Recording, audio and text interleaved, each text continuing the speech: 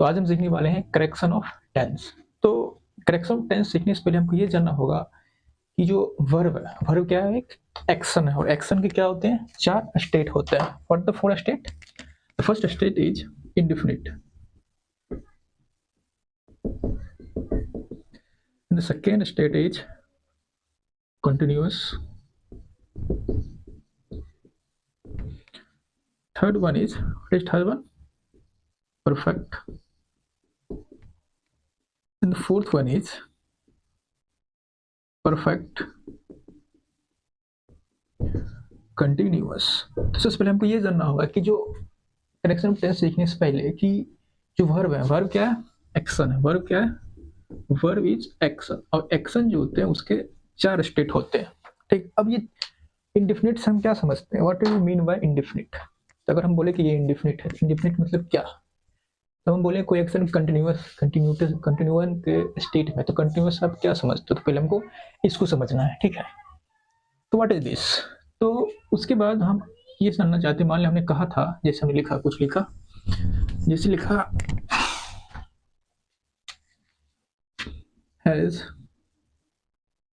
Been doing, हम लिखा has been doing, ये क्या है? Verb form. ये क्या है? वर्ब फॉर्म है।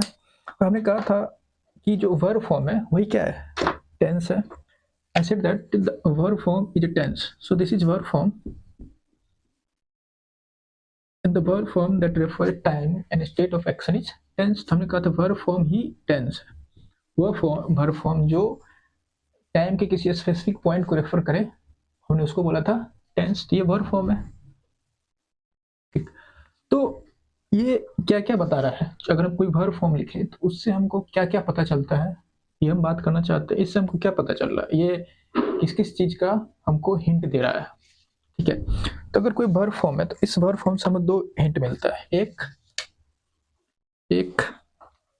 तो हमको ये बताता है कि जिस एक्शन की हम बात कर रहे हैं वो किस टाइम का है।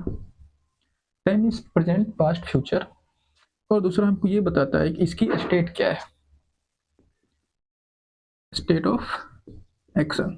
तो अगर हम वर्ब फॉर्म लिखते हैं तो हमारे पास वहाँ 2 हिंट होता है। एक, इससे हम ये जान जाते हैं कि वो जिस एक्शन की हम बात कर रहे हैं वो किस टाइम हो रहा होगा, प्रेजेंट की बात हो रही होगी या फ्यूचर की बात हो रही होगी या पास्ट की।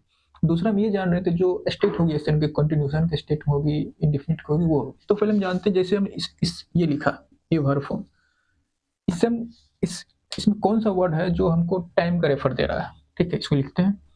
तो कोई जो वर्ब फॉर्म है हमको वह 2 हिंट होता है, एक टाइम का और स्टेट ऑफ एक्शन का।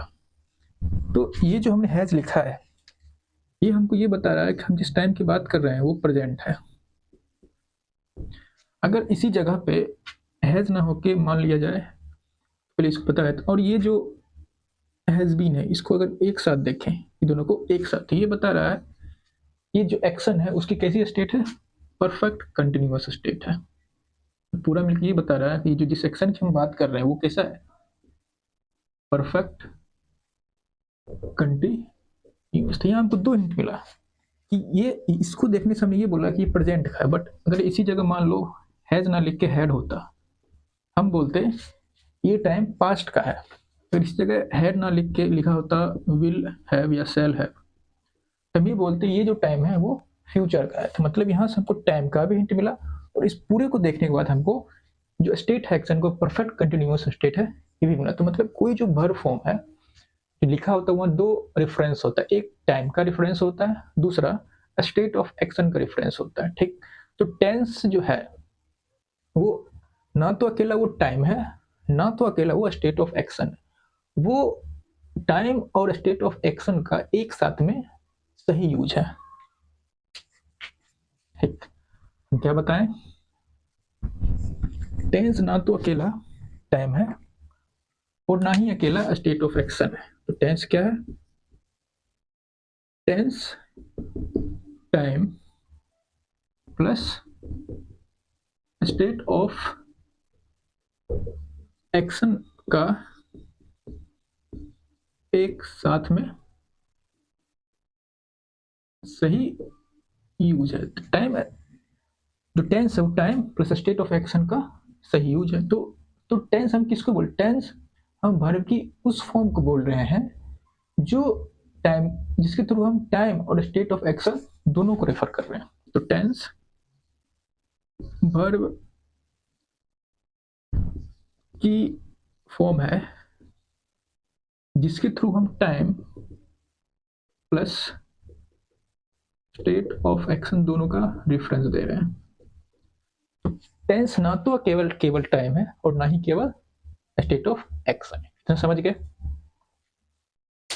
तो अभी हमने एक वर्ब फॉर्म लिखा था हैज बीन डूइंग, तो हमने कहा जो हैज बीन डूइंग है, तो जो सेंटेंस है उसमें कुछ न कुछ ऐसा रेफरेंस वर्ड होता है, टाइम का रेफरेंस वर्ड होता है, उसको देख हम ये जान जाते हैं कि वो किस टाइम का बात कर रहा होगा। जैसे हैज लिखा था तो हम ये समझ आए जो टाइम है प्रेजेंट पास्ट फ्यूचर। तो जो हमारा सेंटेंस है उसमें कुछ न कुछ ऐसा वर्ड होता है, उसका रेफरेंस होता है जिससे हम ये जान जाते हैं कि वो जो जिस टाइम का बात कर रहा है वो टाइम प्रेजेंट है या फ्यूचर है या पास्ट। जैसे हैज था तो हम ये जानते वो प्रेजेंट है।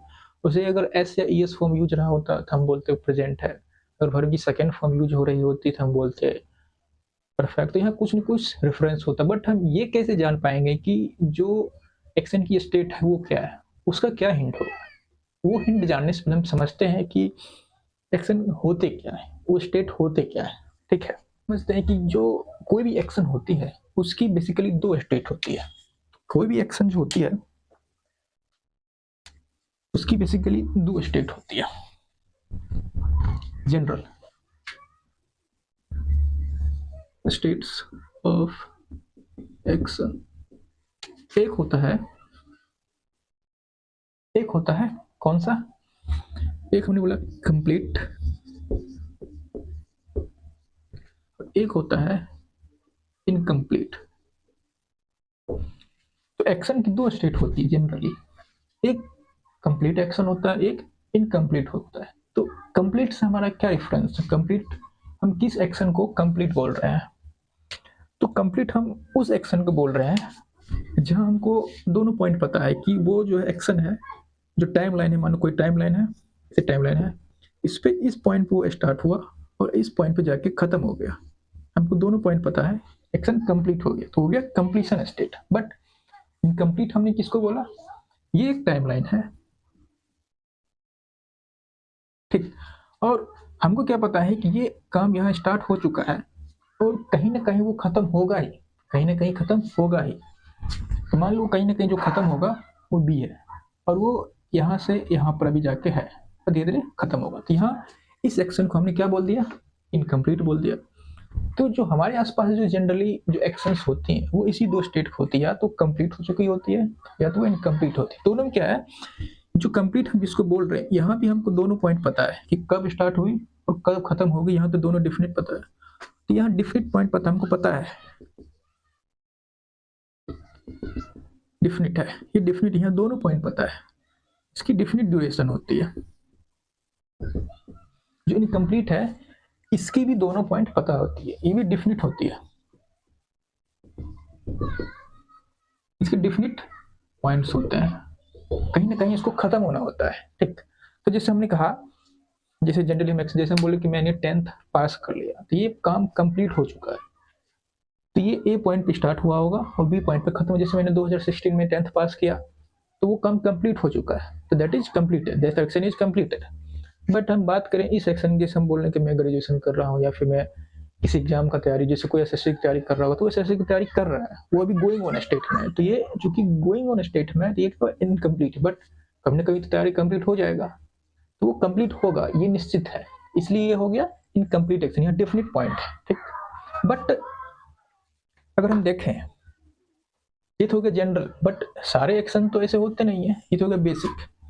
बट हम देखें जनरली सारे एक्शन को भी इसमें कैटेगराइज नहीं कर सकते हैं। हमारे आसपास कुछ ऐसे भी इवेंट्स हैं, जो एक्शन है, जो कंप्लीट और इनकम्प्लीट में कैटेगराइज नहीं हो सकते हैं। ठीक है, जैसे अगर हम बात करें तो कुछ एक्शन जो हमारे पास होती हैं जिसको हम इनकम्प्लीट या कंप्लीट में कैटेगराइज नहीं कर सकते हैं। जैसे जो हमने कंप्लीट जिसको बोला था, जिस उसके डिफिनिट पॉइंट्स थे, मतलब वो कहाँ स्टार्ट हुए कहाँ खत्म हो गए हमको पता था, दोनों निश्चित पता था, तो हमने उसको इनकम्प्लीट बोल दिया। और जिसको हमने इनकम्प्लीट बोला वहां भी हमको दोनों पॉइंट पता है कि इस पॉइंट पे स्टार्ट हुए हैं, अभी खत्म नहीं हुआ है, लेकिन किसी पॉइंट पे जाके वो खत्म होगा, ये डेफिनेट था, इसलिए हमने उसको क्या बोला था, इसलिए हमने उसको बोला था इनकम्प्लीट, मतलब जो इनकम्प्लीट है और जो कंप्लीट है दोनों के डेफिनेट पॉइंट्स है। बट हमारे पास कुछ ऐसे एक्शन है, वो कब स्टार्ट हुआ, उसकी बिगिनिंग कब होगी नहीं पता, या फिर एंड कब होगा नहीं पता। जैसे कि जो सन है अपने एक्सिस के अराउंड रोटेट हो रहा है, तो अब वो एक्सिस के अराउंड कब से रोटेट हो रहा है नहीं पता, कब रोटेशन होना खत्म होगा नहीं पता। अब जैसे सन है, सन डेली राइज करता है फिर डूबता है, तो सन का उगना ये डेली की एक्टिविटी परमानेंट कब से है नहीं पता है, कब जाके खत्म होगा फिलहाल नहीं पता। ये सब परमानेंट एक्शन। जैसे नदी का बहना, तो नदी कब से बह रही है, तो परमानेंट एक ही स्टेट में, और या फिर जैसे नदी का बने वो परमानेंट सेम स्टेट में है, या फिर जब हम अर्थ का रोटेट करना बोले वो सेम स्टेट में है परमानेंटली। और कुछ एक्शन ऐसे हैं जो अपने स्टेट को फ्रीक्वेंटली मेंटेन करना, जैसे सूरज है हर एक 12 घंटा या 11 घंटे के बाद एक पार्टिकुलर इंटरवल के बाद उस स्टेट को मेंटेन कर रही है, तो ऐसे एक्शन को हम किस स्टेट में रखेंगे, कंटिन्यूअसली सेम स्टेट में है। जैसे नदी का बहना, अर्थ के अपने एक्सिस पर रोटेट करना, नदी का बहना,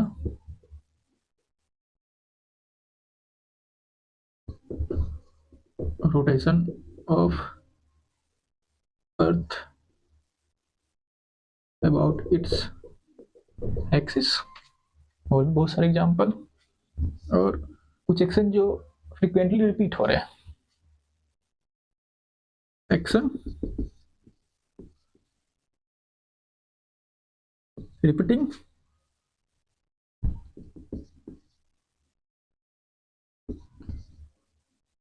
frequently at a particular interval। तो एक्शन जो है रिपीट हो रही है फ्रीक्वेंटली पार्टिकुलर इंटरवल पर, हमने उसको भी बोल दिया, जैसे सन का उगना हो गया। तो ये सब जो एक्शन, इसको हम किस टेंस में रखेंगे, किस स्टेट में रखेंगे, इसको हमने बोला इनडिफिनिट। इनडिफिनिट मतलब निश्चित नहीं है, हमको नहीं पता है कब खत्म होगा, हमको नहीं पता है कब, इनडिफिनिट है, अज्ञात है, तो उसको हमने रख दिया। तो ऐसे टेंसेस को हम किस में लिखते हैं, इनडिफिनिट, इसमें लिखते हैं इनडिफिनिट। ठीक, तो आगे बढ़ते हैं। तो हमने इनडिफिनिट समझा, इनडिफिनिट वो स्टेट, वो एक्शंस में जो परमानेंट है या फ्रीक्वेंटली अकर हो रहे हैं एट पार्टिकुलर इंटरवल, तो उसको हमने रखा इनडिफिनिट में। तो फिर इनडिफिनिट क्या है, तो लिखते हैं इनडिफिनिट। तो इनडिफिनिट एक्शंस वो एक्शन है, इनडिफिनिट स्टेट बोल, इनडिफिनिट स्टेट, तो वो इनडिफिनिट स्टेट ऑफ एक्शन। तो किस एक्शन को, किस स्टेट को हम इनडिफिनिट स्टेट बोला, इनडिफिनिट जो वर्ड है उसी से पता, जो डिफिनिट ना हो, जिसका निश्चित ना हो कब स्टार्ट होगा, कब खत्म हुआ, कब स्टार्ट हुआ था, या फिर कब खत्म होगा। तो समथिंग लाइक जो परमानेंट हो,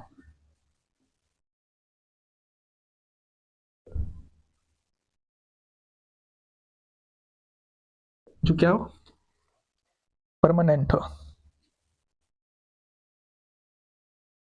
जो फ्रीक्वेंटली रिपीट हो,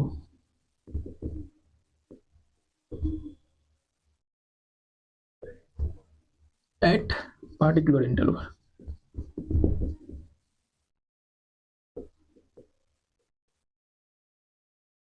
तो that frequently repeat after particular interval, उसको हमने रखा इनडिफिनिट में, क्योंकि इसका कोई निश्चित नहीं है। अगर वो पास्ट का है तो पास्ट इंडेफिनिट, अगर प्रेजेंट का है तो प्रेजेंट इंडेफिनिट, अगर फ्यूचर का तो फ्यूचर इंडेफिनिट। तीसरा स्टेट, दूसरा स्टेट ऑफ एक्शन हमने कहा कि कंटिन्यूअस स्टेट। तो कंटिन्यूअस स्टेट क्या होता है, ऐसे एक्शन जो temporarily going on action, temporarily going on action, temporarily going on action, जो टेम्पोरली प्रोसेस हो, मतलब कुछ ड्यूरेशन के लिए, कुछ इवेंट ऑफ टाइम के लिए, कुछ पार्टिकुलर ड्यूरेशन ऑफ टाइम के लिए वो प्रोसेस में हो, तो उसको हम बोल रहे हैं कंटिन्यूअस स्टेट। तो क्यों टेम्पोरली, क्योंकि ऐसे बहुत से एक्शन है जो प्रोसेस में है, जैसे हमने तुरंत एग्जांपल दिया था, सूरज का उगना वो प्रोसेस में ही है, अर्थ का रोटेट करना वही प्रोसेस में है, या फिर नदी का बहना वो भी प्रोसेस में है, तो प्रोसेस में है बट परमानेंटली है। तो हम बोल रहे हैं कि वो उस एक्शन को इसमें लिख रहे हैं जो टेम्पोरली हो। What my point?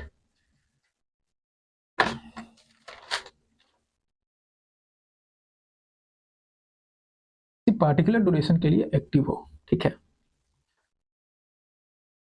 तो आगे बढ़ते हैं।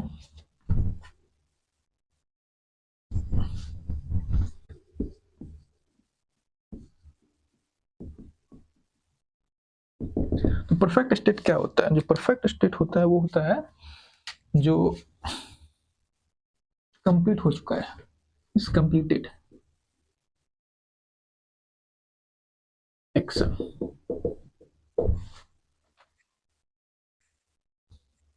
जो एक्शन कंप्लीट हो चुका है उसको हमने परफेक्ट बोला। तो परफेक्ट स्टेट, तो जो एक्शन कंप्लीशन शो करिए, जो कंप्लीट हो चुका है उसको हमने रखा परफेक्ट स्टेट में। कंटिन्यूअस स्टेट को शो करती है वो क्या है? इनकम्प्लीट एक्शन है। जो कंटिन्यूअस स्टेट को शो करती है उसको हमने रखा इनकम्प्लीशन में। जो कंप्लीट हो चुका है उसको हमने रखा परफेक्ट स्टेट में। जो इनकम्प्लीट है उसको हमने रखा कंटिन्यूअस स्टेट में। हमने जो इसमें किसको रखा था? जो दो था कंटिन्यूअस,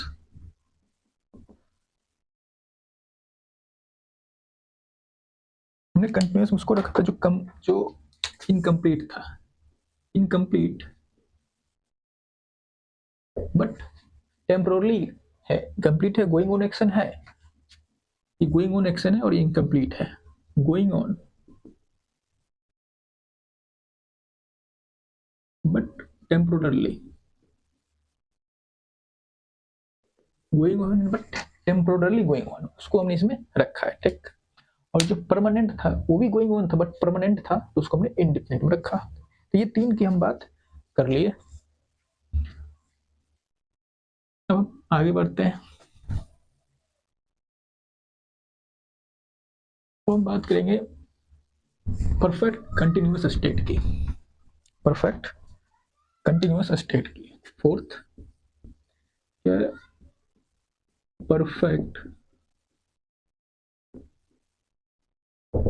ये दो स्टेट को शो करती है, dual state, it's so dual state, it's so dual state of action. What do you mean by dual state of action? Dual state means action is going on from some point duration,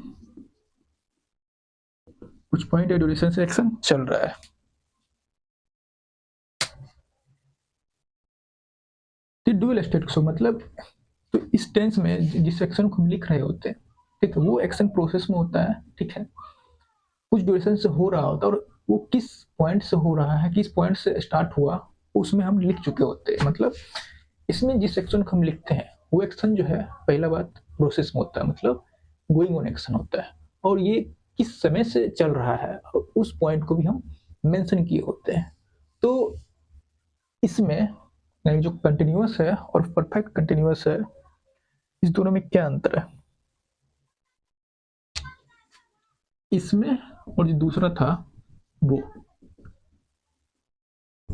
इस दोनों में क्या अंतर है? जो continuous है वो भी इनकम्प्लीट है और ये है, ये भी कंप्लीट इनकम्प्लीट है, दोनों इनकम्प्लीट है,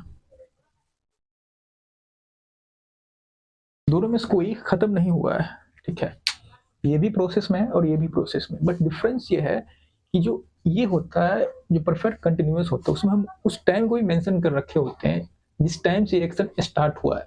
तो वो जो डिफरेंस है वो हमको ये बताता है कि ये काम इतना ड्यूरेशन तक हो चुका है, तो मतलब पार्शियल कंप्लीशन, मतलब ये पार्शियल कंप्लीट हो चुका, ये रेफरेंस यहाँ से आता है।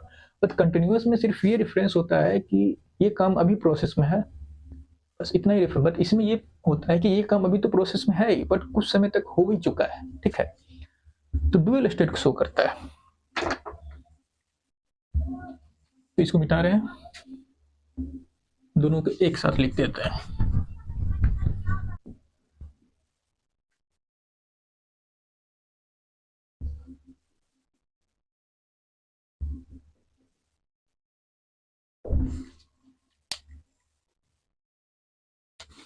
तो ये क्या है, इनकम्प्लीट। ये भी क्या है, इनकम्प्लीट है।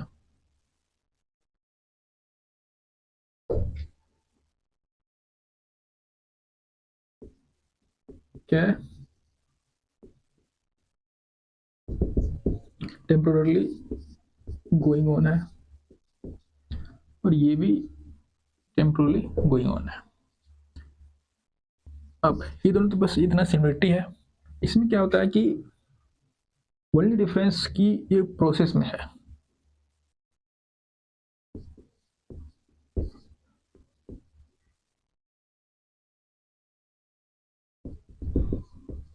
Action is in process, but इसमें क्या है,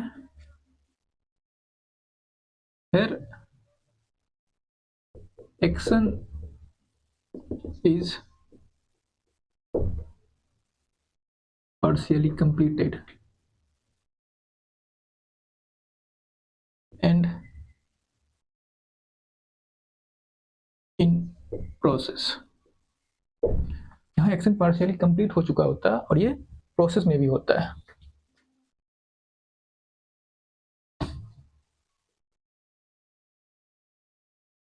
ठीक, इसका रेफरेंस क्या होता है, किससे मिलता है, जो पार्शियली कंप्लीशन है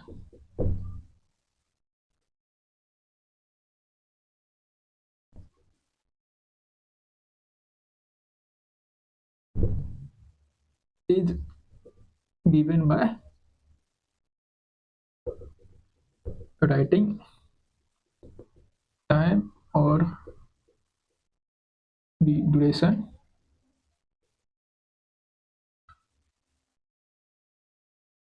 when the action started।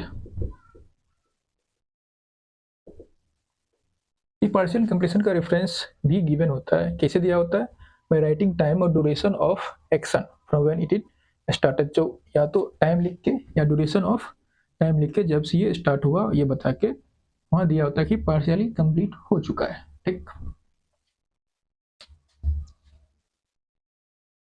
हम दोनों में अंतर समझ गए कि जो कंटिन्यूअस है वो भी इनकम्प्लीट एक्शन है, जो परफेक्ट कंटिन्यूअस है वो भी इनकम्प्लीट एक्शन है।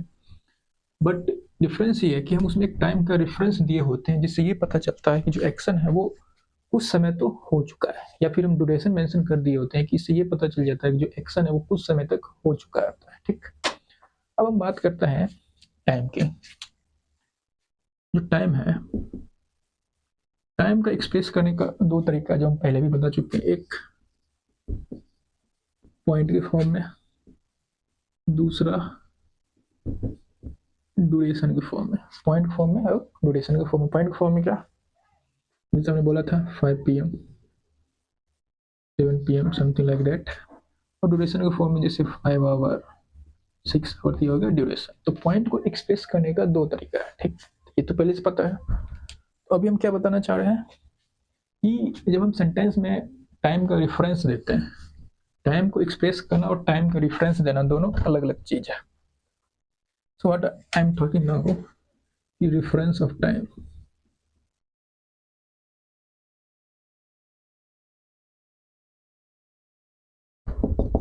तो सेंटेंस में टाइम का दो रेफरेंस होता है। जब हम सेंटेंस में टाइम का रेफरेंस दे रहे होते हैं वहां दो रेफरेंस होता है। क्या, एक होता है वो time with which we are relating action, जिससे हम एक्शन को रिलेट कर रहे होते हैं। एक टाइम होता है रिपोर्टिंग टाइम, मतलब जिस समय हम उस एक्शन के बारे में बात कर रहे होते हैं। ठीक है, तो पहले हमको ये समझना है कि ये रिलेटिंग टाइम क्या होता है और रिपोर्टिंग टाइम क्या होता है। तो जब हम सेंटेंस में टाइम का रेफरेंस देते हैं तो वहाँ दो रेफरेंस होता है। एक वह टाइम जिससे हम एक्शन को रिलेट कर रहे होते हैं, तो time with which we are relating.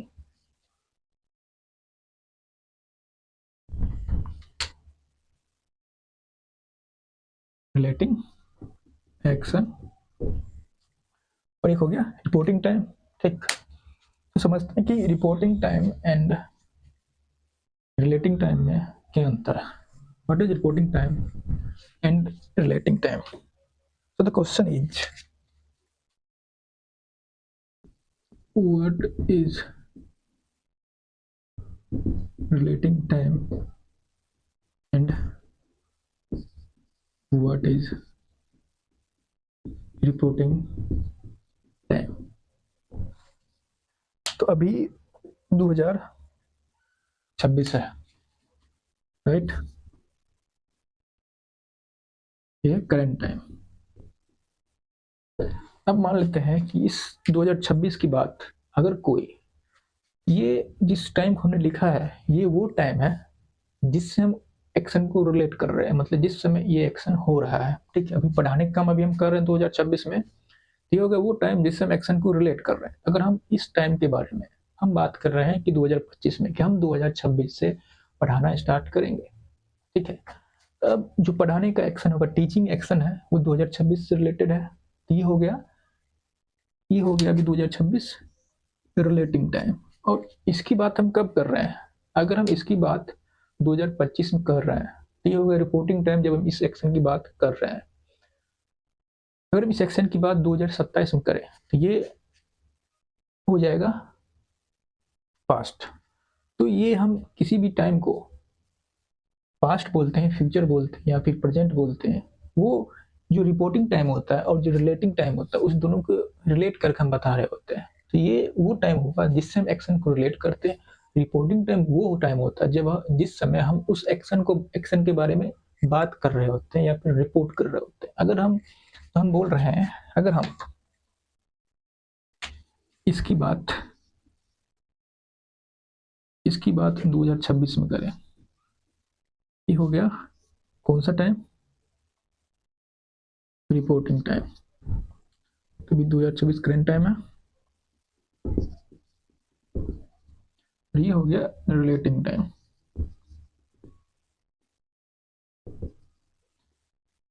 ये वो टाइम हुआ जब समय एक्शन होगा, बढ़ाने का एक्शन 2026 में होगा. तो और ये हो गया वो टाइम जब हम इस एक्शन के बारे में बात कर रहे हैं.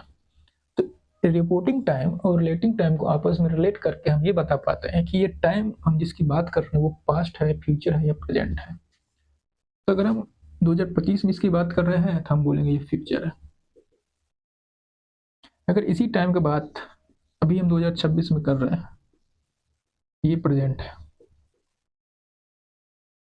और इसी टाइम की बात अगर हम 2027 में करें, ये पास्ट है. तो this is the importance of relating time and reporting time. कि रिपोर्टिंग टाइम की वो टाइम जिस समय उस एक्शन को रिलेट कर रहे होंगे, जिस समय वो एक्शन हो रहा होगा. रिपोर्टिंग टाइम वो टाइम जब जिस समय हम उस एक्शन के बारे में बात कर रहे होंगे. ठीक, ये हमने समझ लिया.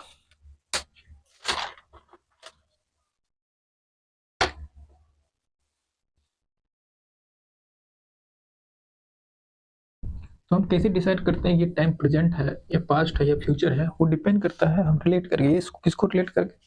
Reporting time and relating time को आपस में रिलेट करके हम ये बता पाते हैं कि जिस एक्शन की हम बात कर रहे हैं वो पास्ट का है, फ्यूचर का है या प्रेजेंट का है. तो जैसे हम एक सेंटेंस लिखते हैं फिर समझते हैं. ठीक, लिखा है कि Ram dash the letter at 2 PM. ठीक है, तो हमने 3 वर्ब लिखे हैं. ये प्रेजेंट इंडेफिनिट का है,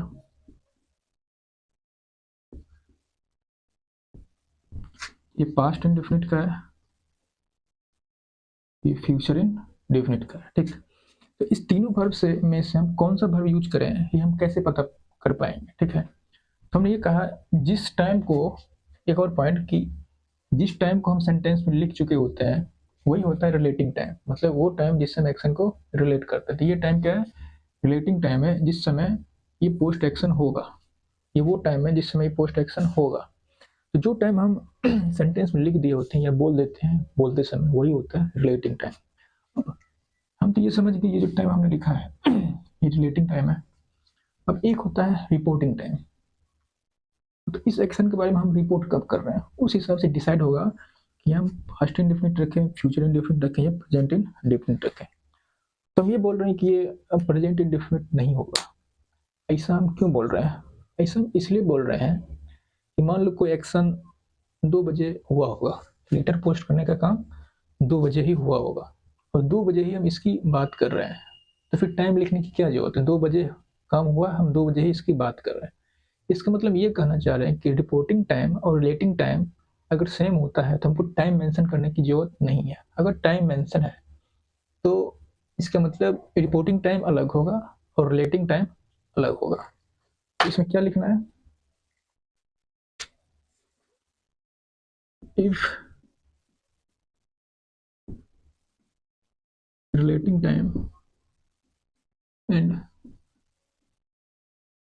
reporting time are same and it is not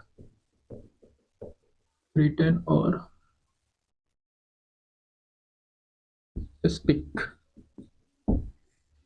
क्योंकि इसको लिख दिया गया है, इसका मतलब ये हो गया कि रिपोर्टिंग टाइम और रिलेटिंग टाइम अलग अलग हो। क्योंकि अगर सेम टाइम उसी जिस समय पोस्ट कर रहा होगा, अगर उसी टाइम में हम बात कर रहे हैं तो टाइम लिखने की क्या जरूरत है? कोई जरूरत नहीं, अननेसेसरी क्यों लिखेंगे? इसका मतलब है कि टाइम अलग होगा। इससे ये पता चल गया कि ये तो नहीं होगा। तो अब ये कैसे डिसाइड होगा? तो डिसाइड होगा कि अगर मान लो इसकी बात 2 बजे से पहले कर रहे हैं, मान लो 1 PM पे कर रहे होंगे, 12 बजे कर रहे होंगे, 11 बजे कर रहे होंगे, तो ये हो जाएगा। तो अगर इससे पहले करें, अगर इसकी बात बिफोर 2 PM करें तो ये होगा, सॉरी आफ्टर 2 PM ये यूज हो जाएगा। अगर हम इसकी चर्चा बिफोर 2 PM करें ये फ्यूचर हो जाएगा। ठीक, हमने ये समझ गया कि यहाँ जो टाइम हमने लिख दिया वही होता है रिलेटिंग टाइम, वह टाइम जिस समय ये एक्शन हो रहा होगा। ठीक, लिखा है यू आर, फिर 3 अलग अलग वर्ड्स लिखे हैं और 3 रेफरेंस ऑफ टाइम है, in childhood, in youth, in old age. तो 3 अलग अलग 3 सेंटेंस है, सबका सब्जेक्ट सेम है और 3 वर्ड्स हैं। इसमें कौन सा वर्ड सुटेबल होगा हमको ये चूज करना depending on the time of reference. ठीक है, रेफरेंस टाइम है, ये वो टाइम है जिसमें हम इस एक्शन को रिलेट करने वाले हैं, साई एक्शन को। क्योंकि ये टाइम गिवन, हमने कहा था जो टाइम गिवन होता है वही क्या होता है, रिलेटिंग टाइम। तो वो टाइम जिसमें एक्शन को रिलेट कर रहे होते हैं। उसके बाद हमने ये भी बताया था जिस समय हम उसकी बात कर रहे होते हैं, अगर वो चाइल्डहुड में है और हम चाइल्डहुड में ही इसकी बात कर रहे हैं तो ये लिखने की कोई जरूरत नहीं है। तो इस हिसाब से हम सोचें, क्योंकि यहाँ चाइल्डहुड है, अगर चाइल्डहुड होता और चाइल्डहुड में ही हम इसकी बात कर रहे हैं तो ये टाइम रेफरेंस लिखने की जरूरत नहीं है।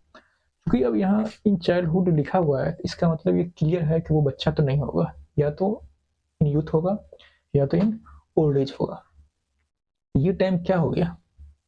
अगर हम यूथ होकर इस टाइम की बात करें तो ये टाइम पास्ट हो गया, चाहे ओल्ड एज होकर इसकी बात करें तो ये पास्ट हो गया। तो इस ऑप्शन में ये सही होगा। ठीक, दूसरा हम देखें यू आर वेयर, इसमें कौन सा, अब यूथ तो होगा नहीं, क्योंकि हम फिर से वही बात कि जिस टाइम को हमने लिख दिया है, जिसका हमने रेफरेंस सेंटेंस में दे दिया, लिख दिया, वो एक रिलेटिंग टाइम होता है। और रिपोर्टिंग टाइम और रिलेटिंग टाइम सेम नहीं होता है, क्योंकि वो यूथ तो होगा नहीं।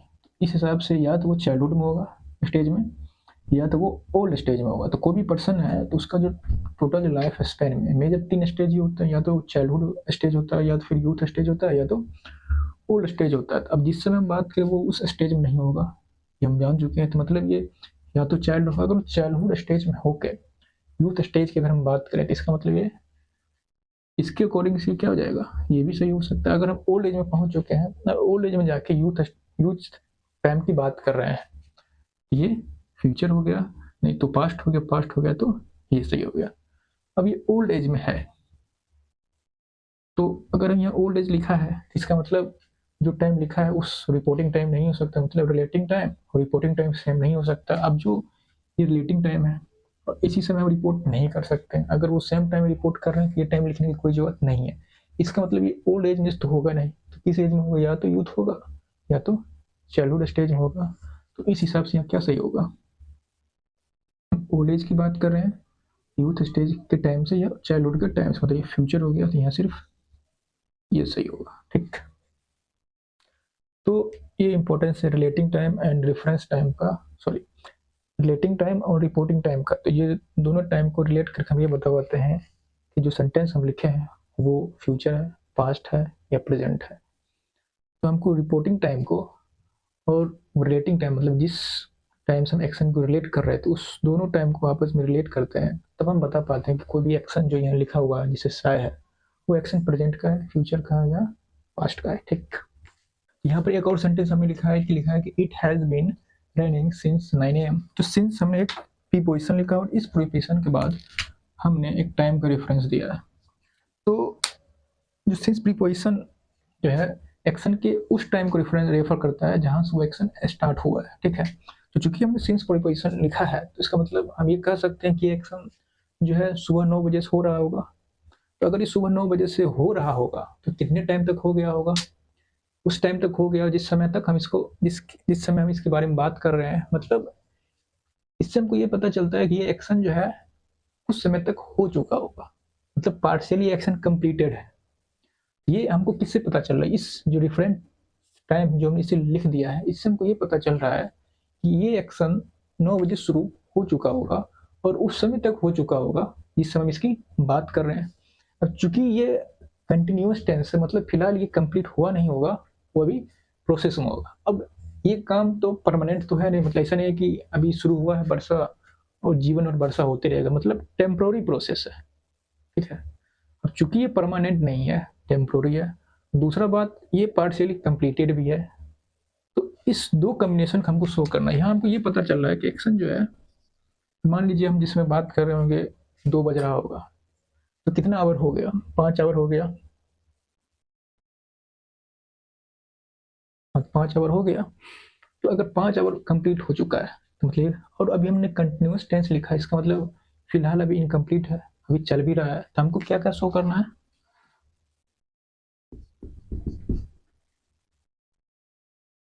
Partially completed plus incomplete.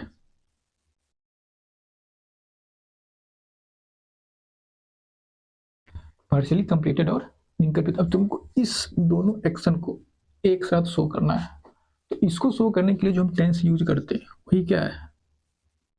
इस स्टेट को शो करने के लिए जो हम टेंस यूज करते हैं क्या है? Perfect continuous.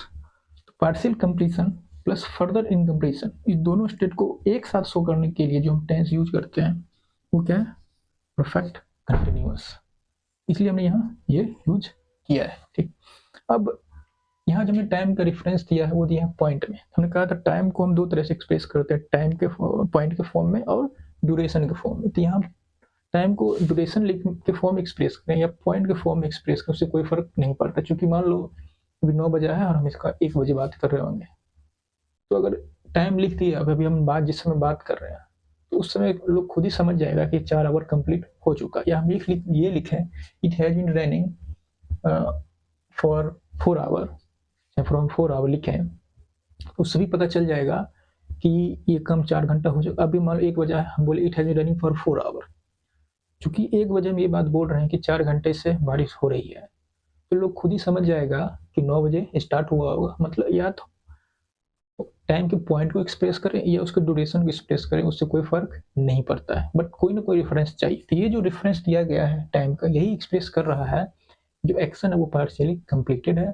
चूंकि ये कंटिन्यूअस फॉर्म है, तो ये भी एक्सप्रेस कर रहा है कि वो अभी खत्म नहीं हुआ, वो इनकम्प्लीट के स्टेट में, प्रोसेस में है और पार्शियली कंप्लीट हो चुका है। तो दोनों को एक साथ एक्सप्रेस करना चाहिए। इसके लिए जो टेंस आया हुआ है परफेक्ट कंटिन्यूअस टेंस। तो आज के लिए इतना ही, फिर मिलते हैं अगले क्लास में।